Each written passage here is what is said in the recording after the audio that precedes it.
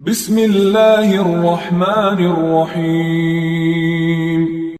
مسلم بن سبیح نے مسروق سے انہوں نے حضرت عائشہ رضی اللہ تعالی عنہا سے روایت کیا ہے کہ ان کے سامنے ذکر ہوا کہ نماز کو کیا چیزیں توڑ دیتی ہیں۔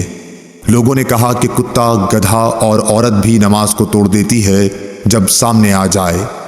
حضرت عائشہ رضی اللہ تعالی عنہا نے فرمایا کہ تم نے ہمیں کتوں کے برابر بنا دیا، حالانکہ میں جانتی ہوں کہ نبی کریم صلی اللہ علیہ وسلم نماز پڑھ رہے تھے۔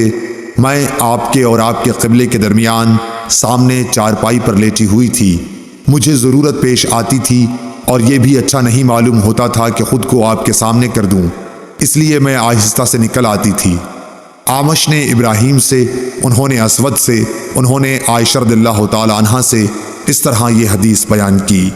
صحیح بخاری حدیث نمبر 511۔ حشام بن عروہ نے بیان کیا، کہا مجھ سے میرے باپ نے حضرت عائشہ رضی اللہ تعالی عنہا کے واسطے سے بیان کیا۔ وہ فرماتی تھیں کہ نبی کریم صلی اللہ علیہ وسلم نماز پڑھتے رہتے اور میں آپ کے سامنے بچھونے پر آڑی سوتی ہوئی پڑی ہوتی۔ جب آپ وطر پڑھنا چاہتے تو مجھے بھی جگا دیتے اور میں بھی وطر پڑھ لیتی تھی۔ صحیح بخاری حدیث نمبر 512۔ عبداللہ بن عبد الرحمن سے روایت ہے، انہوں نے نبی کریم صلی اللہ علیہ وسلم کی زوجہ مطہرہ حضرت عائشہ رضی اللہ تعالی عنہا سے کہ آپ صلی اللہ علیہ وسلم نے فرمایا، میں رسول اللہ صلی اللہ علیہ وسلم کے سامنے سو جایا کرتی تھی، میرے پاؤں آپ کے سامنے پھیلے ہوئے ہوتے، جب آپ سجدہ کرتے تو پاؤں کو ہلکے سے دبا دیتے اور میں انہیں سکیڑ لیتی، پھر جب قیام فرماتے تو میں انہیں پھیلا دیتی۔ اس زمانے میں گھروں کے اندر چراغ نہیں ہوتے تھے، معلوم ہوا کہ ایسا کرنا بھی جائز ہے۔ صحیح بخاری حدیث نمبر 513۔ ابراہیم نے اسود کے واسطے سے بیان کیا، انہوں نے حضرت عائشہ رضی اللہ تعالی عنہا سے دوسری سند، اور آمش نے کہا کہ مجھ سے مسلم بن سبیح نے مسروق کے واسطے سے بیان کیا، انہوں نے عائشہ رضی اللہ تعالی عنہا سے کہ ان کے سامنے ان چیزوں کا ذکر ہوا جو نماز کو توڑ دیتی ہیں، یعنی کتا، گدھا اور عورت۔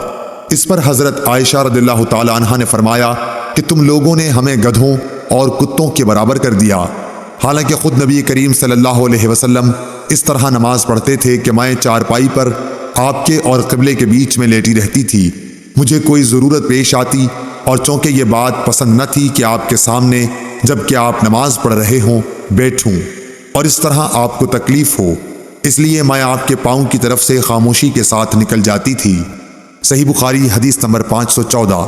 ابن شہاب نے اپنے چچا سے پوچھا کہ کیا نماز کو کوئی چیز توڑ دیتی ہے، تو انہوں نے فرمایا کہ نہیں، اسے کوئی چیز نہیں توڑتی، کیونکہ مجھے عروہ بن زبیر رضی اللہ تعالی عنہ نے خبر دی ہے کہ نبی صلی اللہ علیہ وسلم کی زوجہ مطہرہ حضرت عائشہ رضی اللہ تعالی عنہا نے فرمایا کہ نبی کریم صلی اللہ علیہ وسلم کھڑے ہو کر رات کو نماز پڑھتے اور میں آپ کے سامنے آپ کے اور قبلے کے درمیان عرض میں بستر پر لیٹی رہتی تھی۔ صحیح بخاری حدیث نمبر 515۔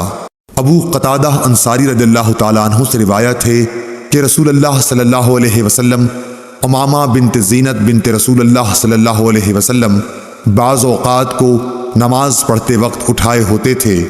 ابو العاص بن ربیعہ بن عبد شمس کی حدیث میں ہے کہ جب سجدے میں جاتے تو اتار دیتے اور جب قیام فرماتے تو اٹھا لیتے۔ صحیح بخاری حدیث نمبر 516۔ میمونہ بنت الحارث رضی اللہ تعالی عنہ نے خبر دی کہ میرا بستر نبی کریم صلی اللہ علیہ وسلم کے مصلی کے برابر میں ہوتا تھا اور بعض دفعہ آپ کا کپڑا نماز پڑھتے میں میرے اوپر آ جاتا اور میں اپنے بستر پر ہی ہوتی تھی۔ صحیح بخاری حدیث نمبر 517۔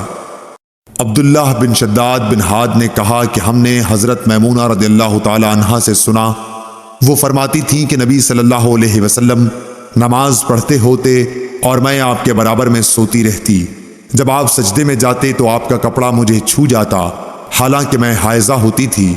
اور مسند نے زیادتی کرتے ہوئے خالد سے روایت کیا ہے، کہا کہ ہمیں سلیمان شیبانی نے بتایا اور میں حائضہ تھی۔ صحیح بخاری حدیث نمبر 518۔ عبید اللہ عمری نے بیان کیا، کہا کہ ہم سے قاسم بن محمد نے بیان کیا، انہوں نے حضرت عائشہ رضی اللہ تعالی عنہا سے آپ نے فرمایا کہ تم نے برا کیا کہ ہم کو کتوں اور گدھوں کے حکم میں کر دیا۔ خود نبی کریم صلی اللہ علیہ وسلم نماز پڑھ رہے تھے، میں آپ کے سامنے لیٹی ہوئی تھی، جب سجدہ کرنا چاہتے تو میرے پاؤں کو چھو دیتے اور میں انہیں سکیڑ لیتی تھی۔ باب اور حدیث کی مطابقت ظاہر ہے۔ صحیح بخاری حدیث نمبر 519۔ عمرو بن میمون نے عبداللہ بن مسعود رضی اللہ تعالی عنہ سے کہا کہ رسول اللہ صلی اللہ علیہ وسلم کعبے کے پاس کھڑے نماز پڑھ رہے تھے۔ قریش اپنی مجلس میں قریب ہی بیٹھے ہوئے تھے۔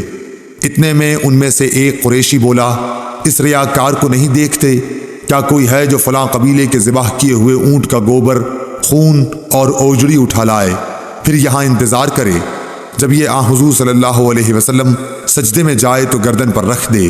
چنانچہ اس کام کو انجام دینے کے لیے ان میں سے سب سے زیادہ بدبخت شخص اٹھا، اور جب آپ سجدے میں گئے تو اس نے آپ کی گردن مبارک پر یہ غلاظتیں ڈال دیں۔ حضور صلی اللہ علیہ وسلم سجدے ہی کی حالت میں سر رکھے رہے۔ مشرکین یہ دیکھ کر ہنسے اور مارے ہنسی کے ایک دوسرے پر لوٹ پوٹ ہونے لگے۔ ایک شخص غالباً ابن مسعود رضی اللہ تعالی عنہ حضرت فاطمہ رضی اللہ تعالی عنہ کے پاس آئے۔ وہ ابھی بچی تھیں۔ آپ دوڑتی ہوئی آئیں۔ حضور صلی اللہ علیہ وسلم اب بھی سجدہ ہی میں تھے۔ پھر حضرت فاطمہ نے ان غلاظتوں کو آپ کے اوپر سے ہٹایا اور مشرکین کو برا بھلا کہا۔ حضور صلی اللہ علیہ وسلم نے نماز پوری کر کے فرمایا، یا اللہ قریش پر عذاب نازل کر، یا اللہ قریش پر عذاب نازل کر، یا اللہ قریش پر عذاب نازل کر۔ پھر نام لے کر کہا، خدایا عمرو بن حشام، عتبہ بن ربیع، شیبہ بن ربیعہ، ولید بن عتبہ، امیہ بن خلف، عقبہ بن ابی معیط اور عمارہ بن ولید کو ہلاک کر۔ عبداللہ بن مسعود رضی اللہ تعالی عنہ نے کہا، اللہ کی قسم، میں نے ان سب کو بدر کی لڑائی میں مقتول پایا۔ پھر انہیں گھسیٹ کر بدر کے کنویں میں پھینک دیا گیا۔ اس کے بعد رسول اللہ صلی اللہ علیہ وسلم نے فرمایا کہ کنویں والے خدا کی رحمت سے دور کر دیے گئے۔ صحیح بخاری حدیث نمبر 520۔